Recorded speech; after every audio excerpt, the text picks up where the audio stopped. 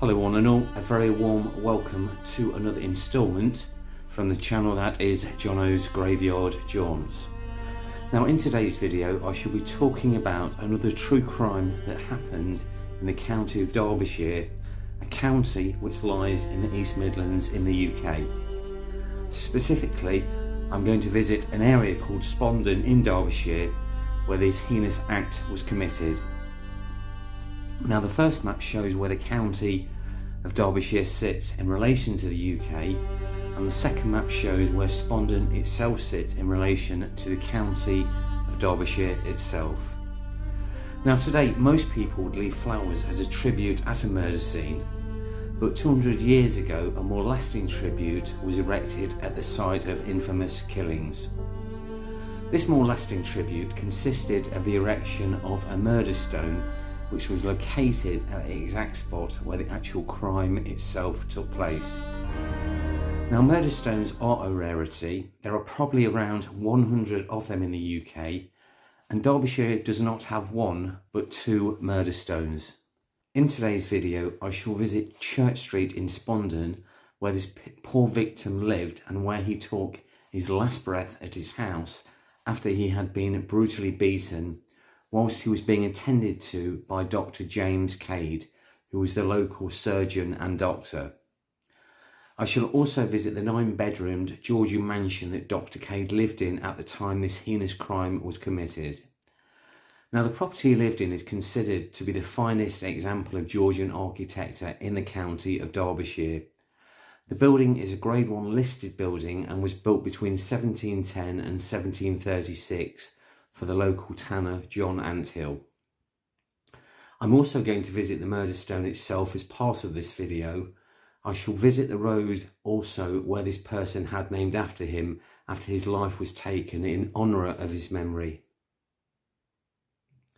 I shall also visit the public house in Spondon called the Malt Shovel Inn, where the inquest was held into this individual's death, and finally the cemetery on Chapel Street, which has now been converted into a sensory garden where his body would have been laid to rest. In today's instalment, I shall be talking about a man by the name of Enoch Stone. Enoch Stone was a 49-year-old disabled silk glove maker, and due to his disability, he was only able to undertake certain tasks in the workplace. Now, Enoch himself lived on Church Street near the church in Spondon. He was also a local lead musician with a choir at the church playing a flute, and he was a very keen, accomplished musician regarding this instrument. He regularly practiced at the beautiful 9-bedroom Georgian mansion called the Homestead on Sitwell Street in Spondon that was lived in by Dr. Cade at the time, who attended to Enoch at his home on Church Street where he had been taken after he had been brutally beaten and subsequently found by the roadside. We're at 36 Sitwell Street in Spondon, Derbyshire, and this is the beautiful Grade 1 listed 9-bedroomed Georgian mansion. What I'll do is I'll put some pictures up of Dr. James Cade actually standing on those steps. Now, as we know, he lived here at the time when Enoch Stone was brutally beaten by the side of the road. Enoch was taken back to Church Street and Dr. Cade tended to him throughout the night, and Enoch was to sadly pass away at 6 AM. Now this was built in 1710 for John Anthill, who was a local tanner. It's absolutely beautiful, and I understand it last went on the market and was sold for £600,000, which I think's an absolute steal. Can you imagine how much this would cost if you could just transfer the property to London? But it's absolutely stunning. As I say, I'll put some pictures up inside and the outside showing Dr. James Cade standing right on those steps. And here's the entrance gate to this beautiful property. And as we know, Enoch Stone practiced here as part of the choir, so we obviously had a close relationship with Dr. James Cade. Enoch himself was a very moral man who tried to overcome his disability by acquiring gainful employment in conjunction with his leisure activity of serving the local church choir as a lead flute player. Enoch was in turn described by the locals and those who knew him as a quiet but popular local. Now, Spondon itself was once a very small village in Derbyshire and dates back to the Domesday Book. So the night of the crime itself. On the night of June the 23rd, 1856, Enoch Stone was found on Nottingham Road with severe head injuries. Derby Police, the Spondon Constable and the village doctor, Dr. James Cade, were immediately called to the scene. Enoch Stone was transferred by cart back to his home on Church Street in Spondon and was tended to through the night by Dr. Cade. So this is St Werburgh's Church in Spondon, and if I just pan around here, we're actually on Church Street, and as we look up Church Street, this is where poor Enoch Stone lived and indeed was taken back to after he was found by the roadside and been badly assaulted and beaten and tended to by Dr. James Cade at his house.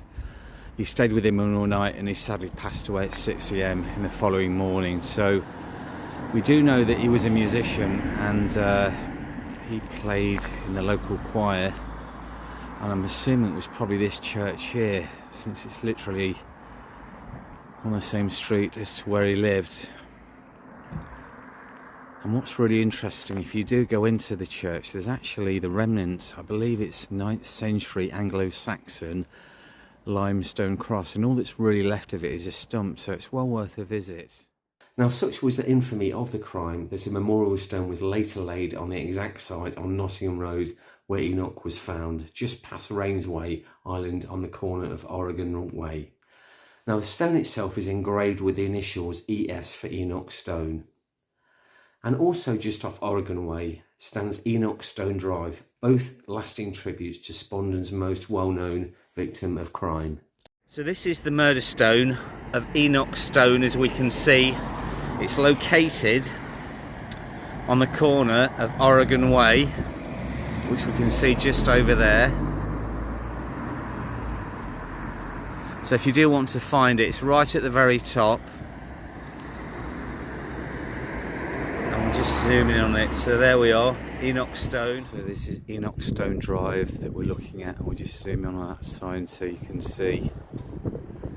And this was named after poor Enoch, who was sadly murdered just around that corner where the stone is on the left hand side.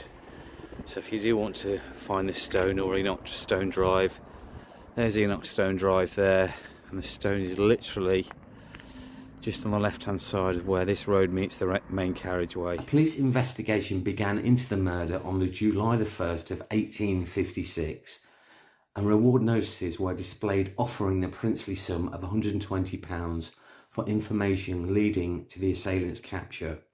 The government also offering £100 and Spondon parishioners the remaining £20.